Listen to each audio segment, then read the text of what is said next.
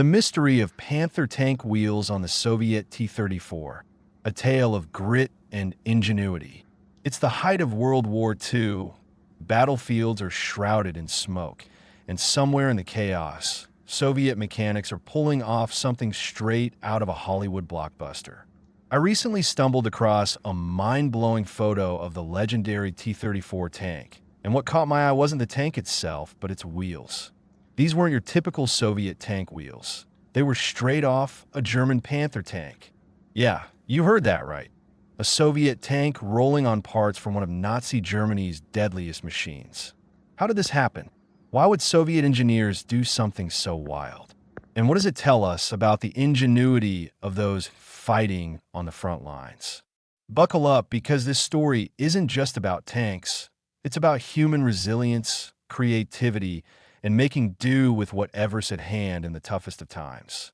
This tale is so gripping that I had to dig deeper. In this article, we'll unpack how and why Panther wheels ended up on a T-34, dive into the context of World War II, throw in some economic analysis, historical tidbits, and my own reflections. We'll explore how war pushed people to think outside the box, the challenges the Soviet Red Army faced, and how a single tank became a symbol of resourcefulness. This is a long, epic journey, about 16,000 words. So grab a coffee and let's roll into the past. To understand why Panther wheels ended up on a T-34, let's first talk about this iconic tank. The T-34 wasn't just a machine. It was a symbol of the Soviet Union's fight in World War II.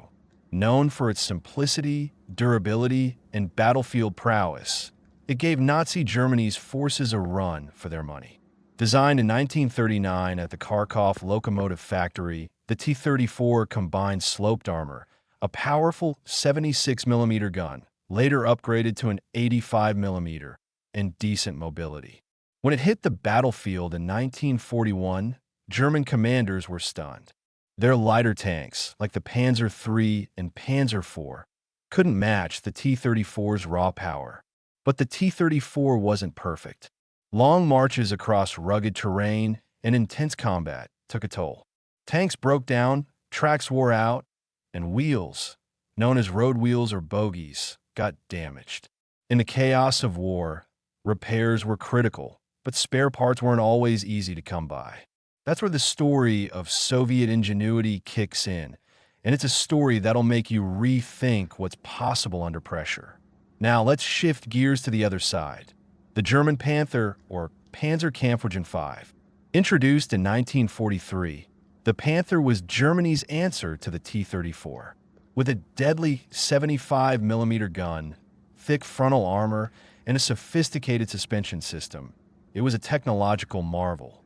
Its checkerboard suspension, with wheels arranged in a staggered pattern, gave it a smooth ride and great off-road capability. The Panther's road wheels were 860mm in diameter, slightly larger than the T-34's 830mm. But the Panther had its flaws. It was expensive to build, complex to maintain, and a logistical nightmare. By 1944, Germany was struggling to keep its war machine running, and spare parts for Panthers were hard to come by. So, how did these wheels end up on a Soviet tank? That's where things get really interesting. To grasp why Soviet mechanics slapped Panther wheels on a T-34, we need to step into the gritty reality of World War II. By 1943 and 1944, the Soviet Red Army was on the offensive, pushing back German forces in massive campaigns like the Battle of Kursk and the liberation of Ukraine. These operations chewed through tanks by the hundreds. Long marches, enemy fire, and mines wore out tank suspensions, and the T-34's road wheels took a beating. The problem? Soviet industry, despite heroic efforts, couldn't always keep up with the demand for spare parts. The war had devastated the Soviet economy. In 1941, the German invasion forced the evacuation of factories to the Ural Mountains and Siberia, disrupting production. By some estimates, the Soviet Union lost nearly 40% of its industrial capacity early in the war. Factories worked around the clock, churning out roughly 15,000 tanks a year by 1943, but supplying spare parts to the front lines was a constant struggle. Imagine you're a Soviet mechanic in 1944. Your T-34 is battle-ready, except it's missing a few road wheels. The supply truck with spares is delayed, but there's a pile of captured Panther wheels from a nearby German depot. What do? You make it work. That's exactly what happened. The Red Army wasn't shy about using captured enemy equipment, tanks, trucks, even artillery. But putting Panther wheels on a T-34? That's next-level resourcefulness. Some clever mechanic probably looked at those wheels and thought, these are close enough. Let's make it happen. So how do they pull this off? Let's get technical for a moment. The T-34's road wheels were 830 millimeters in diameter, while the Panthers were 860 millimeters. That 30 millimeter difference wasn't a deal breaker, but the real challenge was the hub, the part that connects the wheel to the tank suspension. The T-34 and Panther had completely different hub designs. According to the T-3485's technical manual, the Panther wheel's inner diameter had to be bored out to 210 millimeters to fit the T-34's hub. The Panther wheel also had 8 bowl holes for mounting, but they didn't line up with the T-34's hub. So, mechanics had to drill out 2 of the holes to the right size and bore 4 new ones from scratch. Sounds like a lot of work, right? Not really. Mobile tank repair factories, or PTRZs, were set up near the front lines with the tools and skilled workers needed to handle this kind of job. Once modified, the Panther wheel fit the T-34, though the gap between the wheel's discs was wider than on standard T-34 wheels. This could affect stability slightly, but in war, getting a tank back in a battle was the priority. Tests conducted in March 1945 at the Kubinka Proving Grounds showed a T-34 with Panther wheels could travel 604 kilometers. Pretty impressive for a battlefield hack. However, the testers noted that Panther wheels were less reliable under heavy loads compared to the T-34 stock wheels. Here's the frustrating part. We don't know who first thought to use Panther wheels. Was it a lone mechanic tinkering in a muddy repair yard? Or a team of engineers brainstorming ways to keep tanks rolling? History doesn't say. We do know that this happened at the 4th Mobile Tank Repair Factory during the winter of 1944 to 1945, thanks to surviving photos. Whether other repair units did the same is anyone's guess. Where did these wheels come from? Most likely, they were scavenged from captured German supply depots rather than stripped from wrecked Panthers. As the Red Army advanced, it seized massive amounts of German equipment, thousands of vehicles and millions of spare parts, according to Soviet records. Someone, somewhere, looked at a stack of Panther wheels and said, "Why let these go to waste?" To really get why this was necessary, let's zoom out to the economic realities of the time. The Soviet Union was in a brutal fight for survival.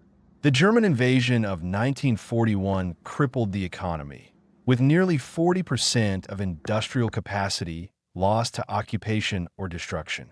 Factories were relocated thousands of miles east, workers were scarce, and raw materials were stretched thin. Producing tanks was the top priority, but spare parts often lagged behind. Meanwhile, Germany faced its own economic woes. Building a Panther cost about 117,000 Reichsmarks, roughly twice the cost of a T-34. By 1944, Germany's war machine was running on fumes, with shortages of steel, fuel, and manpower. This forced them to simplify tank designs and cut corners on quality. Captured German depots became a gold mine for the Red Army, providing everything from ammunition to spare parts like those Panther wheels. Using them saved precious Soviet resources and kept tanks in the fight. The story of Panther wheels on a T-34 isn't just a quirky footnote. It's a testament to human ingenuity. In the chaos of war, with supply lines stretched and lives on the line, Soviet mechanics didn't just fix tanks. They reinvented them. They took enemy parts, made them work, and sent tanks back into battle. It's the kind of problem solving that makes you wonder, could we pull off something like that today? When was the last time you had to improvise with whatever was at hand? This story also highlights the broader ingenuity of the Red Army. From repurposing captured tanks to rigging makeshift repairs, Soviet forces found ways to keep fighting against overwhelming odds. It's a reminder that wars aren't won by machines alone, but by the people who keep them running. The trials at Kubinka in March 1945 prove this wasn't just a field experiment. It was a viable solution. A T-34 fitted with Panther wheels logged 604 kilometers, showing it could hold up in combat conditions. The catch? Panther wheels weren't as durable under the T-34's demands.